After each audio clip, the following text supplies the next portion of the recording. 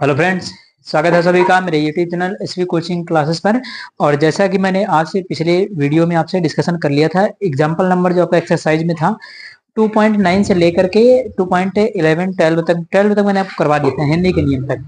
ठीक है, उसके बाद अगला जो नेक्स्ट प्रश्न रहेगा वो आपका है 2.13 नंबर, है ना। न्यू एनसीईआरटी में तो 1.13 है और पुरानी एनसीईआरटी में 2.13 है। ठीक है, तो देखिएगा क्या कहता है कि 6.56 into 10 to the power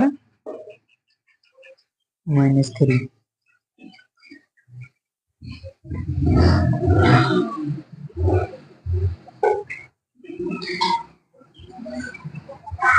तो देखिएगा 6.56 into 10 to the power -13 gram ethane युक्त एक संतृप्त विलयन में एथेन का आंशिक दाब 1 बार है। प्रेशर दिया है पहले, ठीक। उसके बाद यदि विलयन में 5.00 into 10 to the power -2 gram ethane हो तो गैस का आंशिक दाब क्या होगा। तो एक बार प्रेशर कह रहा कि 1 atm हो, तब आपको वो फाइंड करना है ना। उसके बाद कह रहा कि सेकंड में जब आपका दाब जो है विलयन में इतने ग्राम एथेन 5 ग्राम, है ना। ये 0.0 लिखा तो कोई मतलब नहीं खास। तो 5 into 10 to the power -2 gram ethane हो तो गैस का आंशिक दाब। तो दोनों में आपको यहाँ से क्या करना है, प्रेशर फाइंड करना है। तो हिंदी का नियम आपने पढ़ा होगा, ठीक है, उसी को लगा देते हैं। तो चलिए इसको सॉल्व करते हैं।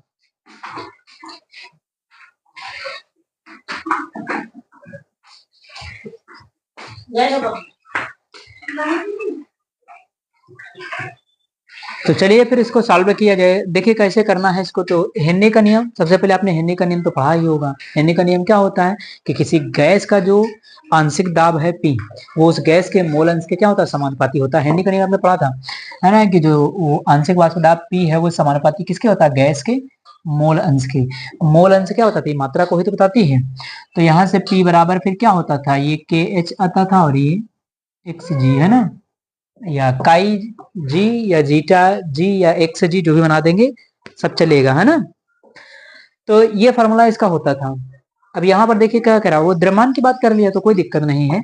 आपको सीधे यहाँ पर क्या करना है, आप इसके बराबर मास लिख दीजिए, कोई दिक्कत नहीं यहाँ से कि मास, है ना, जो मात्रा है पदार्थ की वो मास एक प्रकार से है। तो मास बराबर क्या है, KH, और ये आप लिखना चाहे तो P लिख दीजिए, या इधर ऐसे लिखा तो आप इसको ऐसे भी लिख सकते, P बराबर, है ना, KH इंटू M। ठीक, तो ये लिख सकते हैं। या फिर इसको एक तरीके से और लिखा जा सकता है कि जो मास है वो आपका डायरेक्टली प्रोपोर्शनल किसके हो जाएगा, प्रेशर के, है ना। तो ये हो जाएगा, देखिए यहाँ से हटाएंगे इसको तो ये हो जाएगा KH और ये इंटू में P। ठीक, तो इस तरीके से भी इसको लिख सकते। तो लगा दीजिए फार्मूला आप यहाँ पर, ठीक। तो यहाँ देखिए इधर लिख दिया है ये, अब यहाँ से इसको कर दीजिए, है ना। तो ये मास कितना है, मास है 6.56 इंटू 10 टू द पावर -3, और ये कितना KH आपको निकालना है, और P कितना है तो 1। तो KH बराबर वही रहेगा, यही आ जाएगा 6.56 इंटू 10 टू द पावर -3।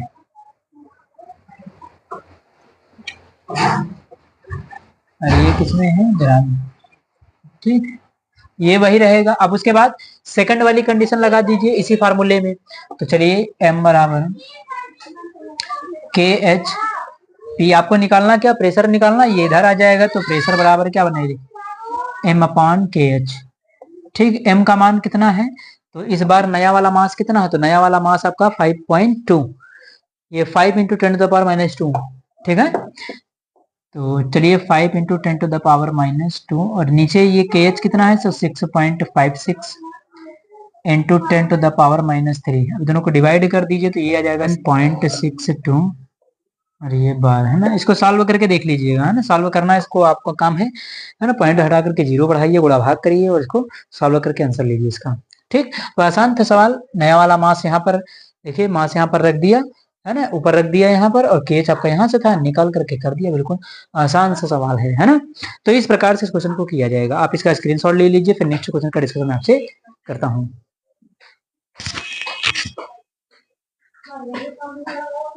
तो देखिएगा यहाँ पर फिर नेक्स्ट क्वेश्चन को, अगला क्वेश्चन आपका क्या कहता है और कैसे सॉल्व करना है इसको। तो देखिए इसमें बताया गया है कि विलायक के सामान्य क्वथनांक पर एक आवासशील विलेय के 2% जलीय विलयन का 1.004 बार वाष्प दाब है। विलेय का मोलर द्रव्यमान, मोलर द्रव्यमान का मतलब परमाणु भार है ना, विलेय का परमाणु भार या विलेय का अणुभार या मोलर द्रव्यमान है ना, लगभग एक दूसरे से क्या करते हैं, रिलेट करते हैं या वही चीजें ही हैं लगभग। ठीक है, तो विलेय का अणुभार ज्ञात करना है, ठीक है, या विलेय का परमाणु भार कह सकते हैं, आपको फाइंड करना है, ज्ञात करना है। तो सबसे पहले क्या करना है, ये जो 2% दिया है आपको, इस 2% को आपको समझना है। 2% जलीय विलयन है ना। देखिए जब कभी सवाल में नहीं कहा जाता है तो जो परसेंटेज वगैरह की इकाई होती है हम उसको द्रव्यमान प्रतिशत के अनुसार कैलकुलेट करते हैं, है ना, हमेशा ध्यान रखिए, है ना। जब नहीं दिया जाएगा सवाल में तो हम उसको द्रव्यमान प्रतिशत के अनुसार से ही कैलकुलेट करके चलते हैं, ठीक है, और आंसर भी मिल जाता है हमें, क्योंकि अलग कुछ कहा जाएगा तो सवाल में बता भी दिया जाएगा कि ये आयतन के अनुसार है या अन्य किसी के अनुसार बताया जाएगा, तो वहां पर फिर लिख दिया जाता है। और नहीं दिया जाता है तो हम द्रव्यमान प्रतिशत या भार अनुसार ही उसको हल करते हैं। ठीक, तो सबसे पहले बिल्कुल आसान है, 2% कहा है तो 2% हम द्रव्यमान के अनुसार या द्रव्यमान प्रतिशत 2%, इसका मतलब क्या होगा, तो 2% द्रव्यमान प्रतिशत, इसका मतलब ये होगा कि जो आपका 2 ग्राम है कौन, तो 2 ग्राम आपका आवासशील विलेय, कोई विलेय पदार्थ होगा, तो 2 ग्राम जो विलेय पदार्थ है वो 100 ग्राम विलयन में क्या है, उपस्थित है। भाई 2% द्रव्यमान प्रतिशत का मतलब क्या है कि 2 ग्राम उस विलेय की मात्रा है और 100 ग्राम का विलयन है, क्योंकि उसकी परिभाषा ही वही है द्रव्यमान प्रतिशत की, है कि नहीं, है ना, कि 100 ग्राम विलयन में उपस्थित विलेय पदार्थ के ग्राम में मात्रा या ग्राम में संख्या उसका द्रव्यमान प्रतिशत कहलाती है। ठीक, तो ये आप बिल्कुल आसानी से कर सकते हैं, उसमें कोई दिक्कत नहीं। चलिए यहाँ पर लिख देते हैं, तो जो करना है आपको वो बता देता हूँ आपको यहाँ पर पहले। तो सबसे पहले आपको लिखना है कि ये जो 2% है ना, 2% आवासशील विलेय है ना। अब पूरी कहानी अगर लिखना होगा तो लिख लीजिएगा, 2% आवासशील विलेय पदार्थ का अर्थ है कि 2 ग्राम विलेय पदार्थ या 2 ग्राम विलेय 100 ग्राम विलयन में उपस्थित है। तो इसका मतलब क्या है, इसका मतलब है कि 2 ग्राम विलेय है, ठीक, और किसमें है ये, तो ये 100 ग्राम विलयन में, ठीक है। तो 2 ग्राम विलेय 100 ग्राम विलयन में, है ना। आप पूरी कहानी लिख लीजिएगा, मैं शॉर्टकट फॉर्म आपको बता देता हूँ, आप पूरा लिख लीजिएगा, ठीक। तो यहाँ से देखिए ये विलय हो गया और ये आपका विलयन हो गया, ठीक। अब यहाँ से अगर विलायक पता करना चाहें तो विलायक, विलायक कितना होगा, तो विलायक देखिए विलयन माइनस विलय कर देंगे तो 100 - 2 कितना आ जाएगा, 98, ठीक। उसके बाद इसने एक और आपको सवाल में दिया है, क्या दिया है, विलयन का वाष्प दाब। तो विलयन का वाष्प दाब कितना दिया है, जलीय विलयन का 1.004। तो विलयन का वाष्प दाब, विलयन के वाष्प दाब को हम PS, है ना, ये क्या है, विलयन का वाष्प दाब जो मैंने आपको पढ़ाया था, ध्यान करिए। तो विलयन का वाष्प दाब कितना, 0.004 बार, ये विलयन का वाष्प दाब। और जल का वाष्प दाब कितना होता है, शुद्ध जल पानी, तो जल का वाष्प दाब कितना होता है, शुद्ध जल का जो वाष्प दाब है ना, उसको याद रखिए 1 ATM, 1 वायुमंडल पानी का वाष्प दाब होता है, ठीक है। उसको अगर बार में कन्वर्ट करना चाहें तो 1.003 हो जाएगा, ठीक है।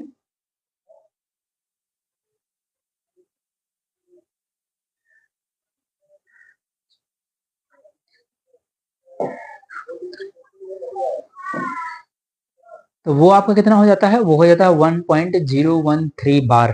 तो 1 ATM बराबर 1.013 बार में कन्वर्ट कर देंगे उसको, ठीक। तो शुद्ध जल का कितना हो जाएगा, P0, है ना, तो ये 1.013 बार, ठीक। देखिए अब इतनी सारी चीजें पता हो करके आपका थोड़ा सा दिमाग लग गया होगा किसमें कौन सा फार्मूला लगेगा। ये देखिए ये दोनों आ गए, है ना, आधी जानकारी देने वाले आ गए, PS - P0 या P0 - PS/P0, है ना। ये आपके किसमें पढ़ा था आपने, ये पढ़ा था आपके राउल्ट के वाष्प दाब का अपेक्षिक अवनमन का नियम, ठीक है। और यहाँ पर देखिए कितना विलेय पदार्थ है, 2 ग्राम, है ना, किसमें है, 100 ग्राम विलयन में।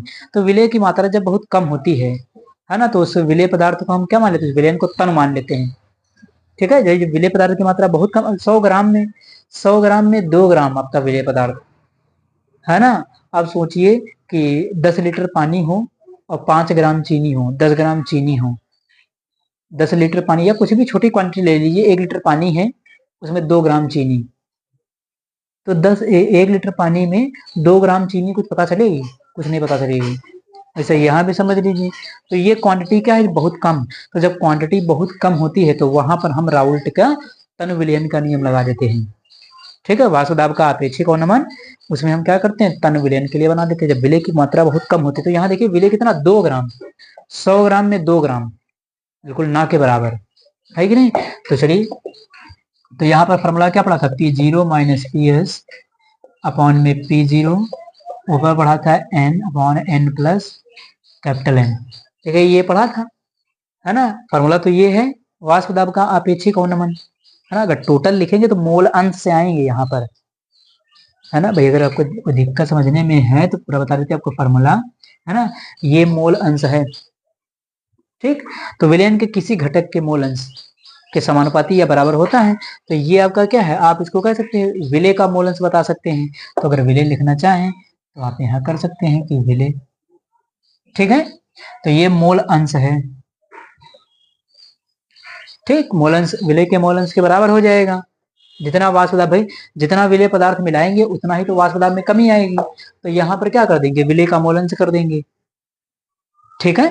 तो इस तरीके से इसको आसानी से लगा सकते हैं, कोई दिक्कत नहीं।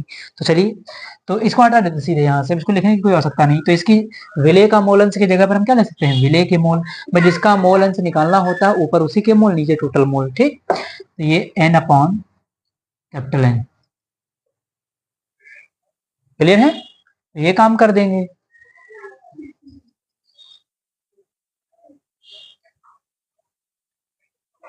ठीक है। तो ये हो गया। अब देखें यहाँ पर, अब मैंने आपसे कहा कि ये विलयन क्या है? तनु है। अगर तनु होता है तो जो विलय के मोल हैं, विलय की मात्रा या विलय के मोल की संख्या क्या होती है? विलायक की तुलना में बहुत कम। तो विलय को क्या कर देते हैं? निग्लेक्ट कर देते हैं, हटा देते हैं, ठीक। तो यहाँ से देखिए क्या बन जाएगा? P0 माइनस PS अपॉन में P0, और ये हो जाएगा विलय का मोल, नीचे हो जाएगा विलायक का मोल, हटा दिया इसको, क्योंकि विलयन तनु है। तो तनु विलयन के लिए जो राउल्ट के वाष्प दाब के अपेक्षिक अवनमन का नियम है वो ये है। यहाँ पर विलय का मोल बिल्कुल खत्म हो जाएगा, विलय पदार्थ की मात्रा खत्म विलायक की तुलना में, ठीक है। तो इस चीज को ध्यान रखिएगा। तो ये हो गया। अब यहाँ पर क्या करिए? आप सारे फार्मूले रख दीजिए। मोल क्या होता है? मोल होता है भार बटे अणुभार, है कि नहीं। तो फार्मूला बढ़ाते चले जाएं तो कोई वो नहीं है, लेकिन अब इसको आपको समझाना है तो इसलिए कर ही दे रहे। तो भार बटे अणुभार, है ना। नीचे भी क्या होगा? भार बटे अणुभार। देखिए ये बनेगा। अब इस साइड में क्या करते हैं? फार्मूले को रीअरेंज कर लिया जाए, है ना। ये कितना हो जाएगा? W, और ये नीचे चला आएगा, इसका स्मॉल m नीचे चला आया, और ये क्या है आपका? कैपिटल M ऊपर चला गया। तो ये कैपिटल M, और नीचे आपका क्या है?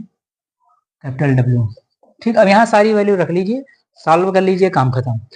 तो ये स्मॉल w क्या है ना? स्मॉल w, तो ये विलय की मात्रा, ये विलय का भार, ठीक। स्मॉल m क्या है? देखिए विलय का भार, विलय का अणुभार, विलायक का भार, विलायक का अणुभार, क्लियर है। तो यही रखना है आपको। यहाँ पर रखिए, कैलकुलेट देखिए। हाँ, एक चीज और है, कैलकुलेट आपको क्या करना है ये भी ध्यान रखिए। तो सवाल में क्या कह रहा था? सवाल में आपको कह रहा था कि विलय का मूलर द्रव्यमान, यानी विलय का अणुभार, ये विलय का अणुभार स्मॉल m, ये निकालना है, ठीक। तो पहले इसको रखिए।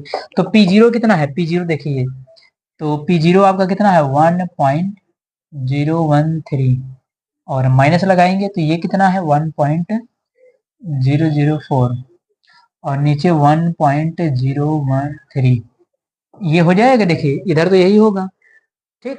उसके बाद उधर वाली क्वांटिटी रखिए। विलय का भार कितना है? तो 2, और ये विलायक का m क्या है? विलायक का भार। विलायक कौन है? तो विलायक आपका, है ना। ये देखिए विलायक तो भार तो इतना है, अणुभार। तो विलायक के तौर पर हम पानी मान लेते हैं, पानी, वाटर, H2O, ठीक है। तो H2O मान लेते हैं। तो H2O का अणुभार कितना हो जाएगा? 18। तो यहाँ पर क्या करना है? 18, ठीक। ये देखिए, ये आपको पता नहीं, ये निकालना है, ठीक। कैपिटल W क्या है? विलायक का भार कितना आया है? 98, ठीक। अब सॉल्व करिए इस वाले को, इसको ये कितना आ जाएगा? इसको अगर इसको माइनस करके देख लीजिए, 0.009, और नीचे हो जाएगा 1.013, है ना। इधर हो जाएगा, ये कितना हो जाएगा? इसको ये 18 दुना कितना हो जाएगा? 18 दुना 36, कर सकते हैं ना मल्टीप्लाई, और ये 98। ठीक है, अब इसको डिवाइड, देखिए इसको डिवाइड करेंगे तो ये कितना आ जाएगा, ये आ जाएगा 0.0088 है ना, इस तरीके से आता है ये इधर वाला। और ये 36 है ना, और ये m है इंटू 98। ठीक, अब देखिए इसको क्या, इसको ये है ना, इसको क्या करना है, इसको 9 कंसिडर कर लेते हैं। ठीक, ये किताब में आपको 9 ही लिखा हुआ मिलेगा, तो यहाँ पर हम इसको क्या करते हैं, यहाँ बराबर नहीं होगा तो ये हो जाएगा। अब निकालना देखिए आपको क्या है, ये निकालना है, इसको पहले कंसिडर करिए, ये 0.09। ठीक है, ये 36 अपॉन में m इंटू 98। अब देखिए m आपको निकालना है, इसको इधर लाइए, वो वहां चला जाएगा नीचे, तो m बराबर 36 अपॉन में 0.09 इंटू 98 है ना। अब इसको क्या करना है, सॉल्व करना है, यहां से पॉइंट हटाइए, 1 2 3, 1 2 3। ठीक है, ये 0 बढ़ जाएगा। अब इसको कैलकुलेट आएगा, ये कितना हो जाएगा आपका, ये इधर देखिए 3600 है ना, और नीचे ये कितना 882। इसको डिवाइड करके देख लीजिएगा, यहाँ पर जो आंसर आपको मिलेगा 40.18। ठीक, तो ये आ जाएगा m। तो ये आ गया, अणुभार था है ना, अणुभार था, तो यूनिट नहीं लिखा जाएगा। ठीक, तो इस तरीके से फाइनली आपका ये आंसर हो जाएगा। तो बहुत कठिन नहीं है सवाल को, है ना, एक बार इसको देखिएगा, ध्यान से समझिएगा और आसानी से रिपीट करके देखिए, समझ में आ जाएगा, कोई खास दिक्कत नहीं है। यहाँ जो हमें दिया गया था वो लिख लिया था, ये फार्मूला लगाया हमने, ये तन विलयन के लिए लगा दिया, यहाँ पर होता फार्मूला ये है, विलयन तन था इसलिए ये फार्मूला लगाना पड़ा। ठीक, ये क्या है, विलय का भार, विलय का भार, विलायक का भार, विलायक का भार, इसी को रीअरेंज करके यहाँ पर लिख लिया, बाकी गुणा भाग किया, इसको भाग करेंगे तो ये आएगा, लेकिन इसको इतना कंसिडर कर लेते हैं, है ना, ये आपने सार्थक अंक में पढ़ा भी होगा। ठीक है, तो उसमें ये पढ़ाया भी जाता है आपको, है ना। तो यहाँ पर क्या है, इसको इसमें कन्वर्ट कर लिया, कन्वर्ट करके ये सॉल्व करवा दिया। ठीक है, तो इस प्रकार से आसानी से ये क्वेश्चन क्या हो जाता है, आपका कैलकुलेट हो जाएगा, बहुत कठिन नहीं है, एक बार देखेंगे तो समझ में आ जाएगा। ठीक, तो ये रहे आज आपके क्वेश्चन। तो उम्मीद करता हूं कि जो आज जो मैंने क्वेश्चन लिए थे, है ना, उम्मीद करता हूं कि आज जो मैंने क्वेश्चन लिए थे वो आपको समझ में आए हुए होंगे। और अगर चैनल पर नए, चैनल को सब्सक्राइब करिए, वीडियो को लाइक करिए और शेयर करते रहिए। चलिए अभी पढ़ाई करते रहिए, मिलते हैं नेक्स्ट लेक्चर में। Thanks for watching this video.